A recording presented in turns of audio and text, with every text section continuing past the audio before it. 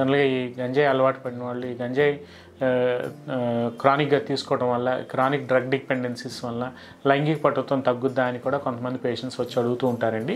సరే, ఒక గంజాయి అనే కాదు, దీన్ని మనం జనరల్గా మన ఇంగ్లీష్లో మన వాడుక భాషలో మన మెడికల్ టెర్మినాలజీ ప్రకారంగా మాట్లాడుకుంటే క్రానిక్ డ్రగ్ డిపెండెన్సీ అని చెప్తూ ఉంటాం. అలాగే క్రానిక్ ఆల్కహాలిక్స్ ఎవరైతే ఈ ఆల్కహాల్ ఎవరైతే రెగ్యులర్గా అలవాటు పడి ఉంటారో వాళ్ళు క్రానిక్ ఆల్కహాలిక్స్ అని చెప్తూ ఉంటాం. ఈ క్రానిక్ డ్రగ్ డిపెండెన్సీ వాళ్ళలో కానీ, క్రానిక్ ఆల్కహాలిక్స్లో కానీ జనరల్గా ఫస్ట్ అండ్ ఫార్మోస్ట్ థింగ్ వాళ్ళలో కనిపించే కంప్లైంట్ ఏంటంటే నరాల బలహీనత.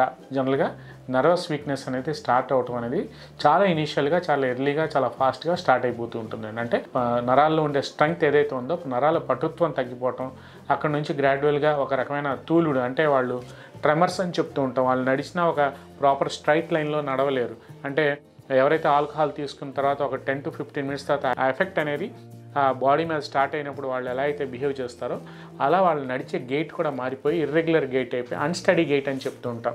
అలాగే వాళ్ళలో ఈ ట్రెమర్స్, అంటే ఏదైనా పట్టుకోవాలన్నా, ఏదైనా హోల్డ్ చేయాలన్నా, లేదంటే ఏదైనా ఇచ్చేయాలన్నా, వాళ్ళకి సంతకం పెట్టాలన్నా వాళ్ళ వల్ల అవ్వదు. ఎందుకంటే ఆ ట్రెమర్స్ వల్ల, ఆ తూలుడు వల్ల వాళ్ళు ఆ పని కూడా చేయలేరు.